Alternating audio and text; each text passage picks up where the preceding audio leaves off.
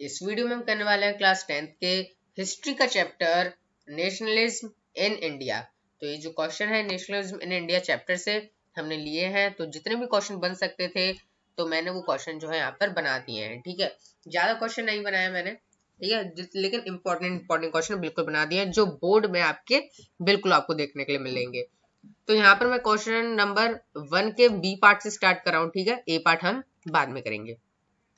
B question क्या है, मतलब कि how the first world war help in the growth of nationalism movement in India. कैसे first world war help कर रही है इंडिया में जो नेशनल मूवमेंट हो रहा है उसमें, ये बताना क्वेश्चन हमें ये बता दे रखा है। आंसर क्या होगा, it lead to the huge war expenditure which was financed by increasing taxes.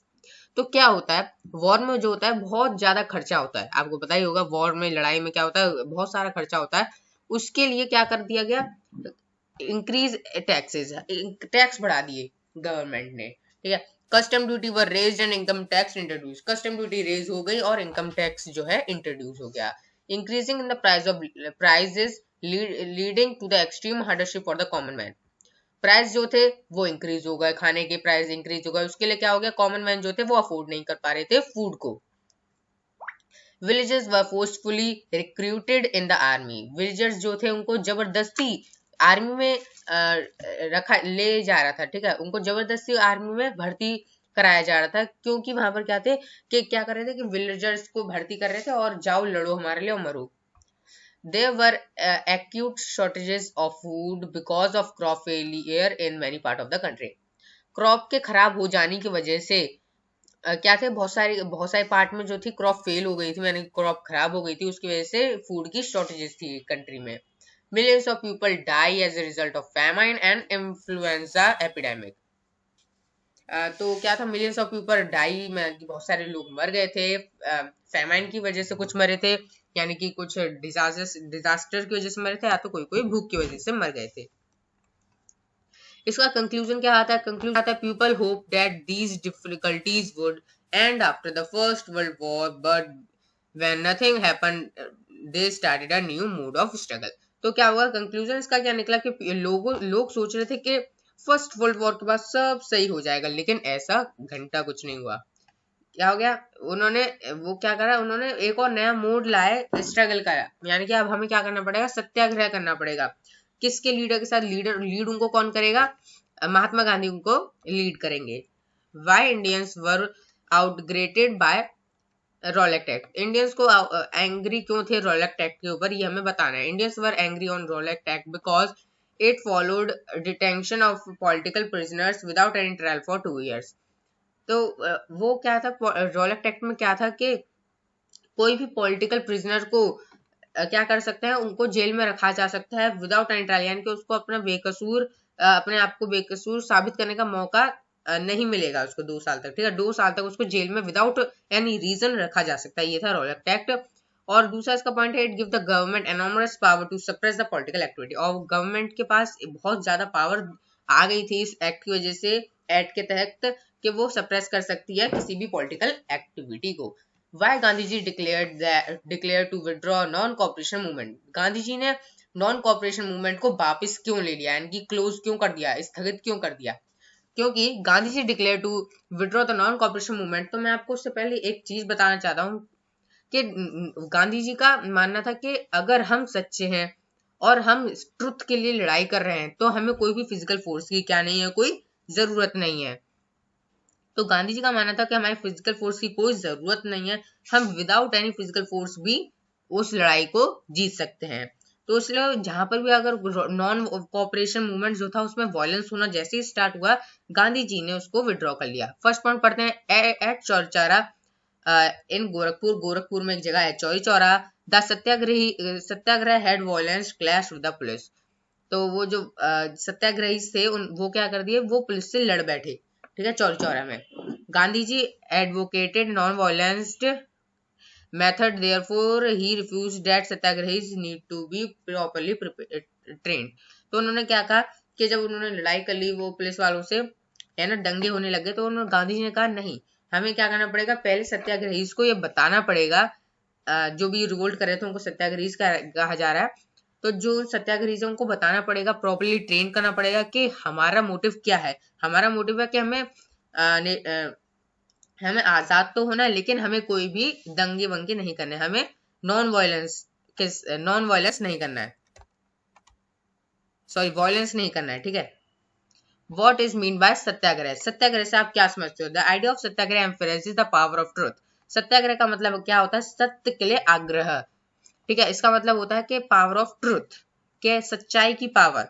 If the struggle is against injustice and the cause was true, Gandhi ji का मानना था अगर हम जो लड़ाई स्ट्रगल कर रहे हैं वो एक इनजस्टिस के अगेंस्ट है और हम सच्चे हैं, then physical force is not necessary to fight the opponent.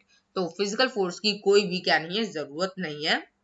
The battle can be won by non violence, हम वायलेंस के बिना भी उस लड़ाई को जीत सकते हैं। दो सत्याग्रह कौन कौन से गांधी जी ने करे थे वो भी यहाँ पर देख सकते हो। Early Satyagraha of Mahatma Gandhi वर 1916 में बिहार में एक चंपारण जगह है, वहां पर क्या करा था गांधी जी ने सत्याग्रह करा था इंडिगो प्लांटेशन वर्कर्स के लिए। और 1917 में करा था satyagraha farmers of Kheda district of in Gujarat.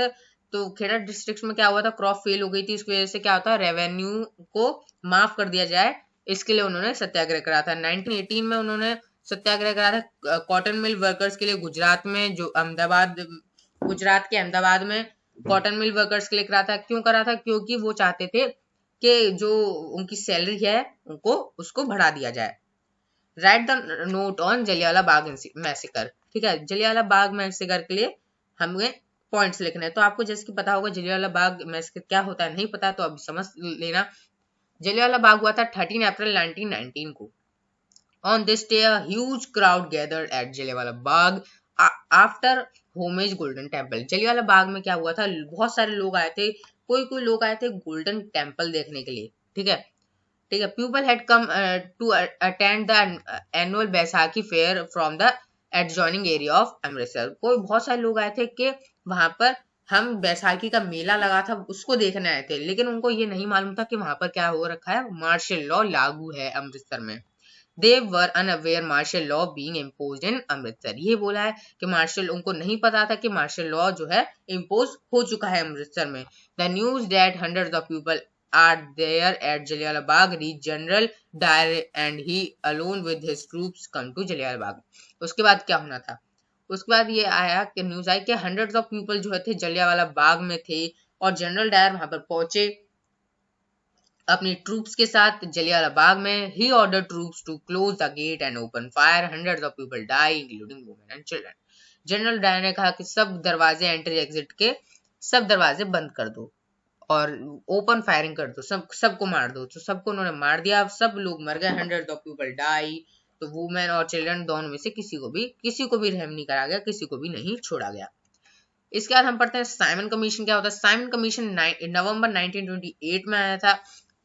तो 19 पहले क्या था, ये क्यों आया था साइमन कमीशन का मतलब आपने पहले भी सुना होगा, गो बैक साइमन आपने बहुत पहले भी सुना होगा, लेकिन उसको आपको पता नहीं हुआ कि क्यों बोलते थे इंडियंस, तो आपको अब पता चल जाएगा। The Tony government constituted a commission under Sir John Simon to look into the constitutional system of India and struggle suggested change। तो क्या हुआ था, टोनी गवर्नमेंट थी वहां, तब की ब्रिटिशर्स की गवर्नमेंट थी, उन्होंने क्या करा था, एक कमीशन बैठाई थी जिसका नाम था सर जॉर्ज साइमन, उसके लीडर थे वो, ठीक है। कमीशन का नाम था साइमन कमीशन, ठीक है, क्योंकि उनका सर जॉर्ज साइमन उनका सरनेम हो गया, तो उसकी वजह से साइमन कमीशन हो गया ये। तो कमीशन का काम क्या था कि उनको क्या करना है, इंडियंस के जो कॉन्स्टिट्यूशनल सिस्टम है उसको चेक करना है, और उसमें कोई भी चेंज अगर आप वो सजेस्ट करना चाहें वो कर सकते हैं, सिर्फ सजेस्ट कर सकते हैं। The commission was gathered with black flag and slogan go back Simon on its arrival to India. तो ये जब साइमन कमीशन जो था, जब ये इंडिया में आया, तब लोगों ने उसका एक ब्लैक फ्लैग और स्लोगन के साथ वेलकम किया। क्या बोला, गो बैक साइमन, वापस जाओ साइमन। क्यों बोला ये, ऑल द मेजर, ये मैं बताऊंगा आपको। All the major parties including the Congress and the Muslim League participated in the demonstration. सभी के सभी कांग्रेस पॉलिटिकल और मुस्लिम पॉलिटिकल पार्टी जो थी इस डेमोन्स्ट्रेशन के साथ थी। तो ये क्यों हुआ था, गो बैक साइमन क्यों कर रहे थे, क्योंकि इसमें जो था साइमन कमीशन में एक भी इंडियन नहीं था, ठीक है। इस साइमन कमीशन में no one a single Indians were there. No Indian member was there in Simon Commission. That's why Indians called Go Back Simon. Go Back Simon, Go Back Simon. It resulted in a failure because there was no Indian member in the commission. ठीक है। तो हमने यहाँ तक, क्योंकि वहां पर कोई भी इंडियन मेंबर था नहीं, तो वो उनके वेलफेयर के लिए कोई काम करेंगे नहीं, इंडियंस के लिए ब्रिटिशर्स थोड़ी ना करेंगे, क्योंकि वहां पर एक भी इंडियन है ही नहीं। तो वो बताया कि ये करना है, वो करना, तो उनके वेलफेयर के नहीं होगा कुछ काम। तो आपके अगर कोई वेलफेयर के काम नहीं हो रहा तो आप क्या करोगे, उसका अपोज करोगे। वैसे ही उन्होंने उसका अपोज करा। तो इसी के साथ हमने यहाँ तक पढ़ लिया। अब आगे हम देखेंगे इंपॉर्टेंट क्वेश्चन अपनी नेक्स्ट वीडियो में। सो लिंक मैं आपको डिस्क्रिप्शन में दे दूंगा। So thank you for watching this video.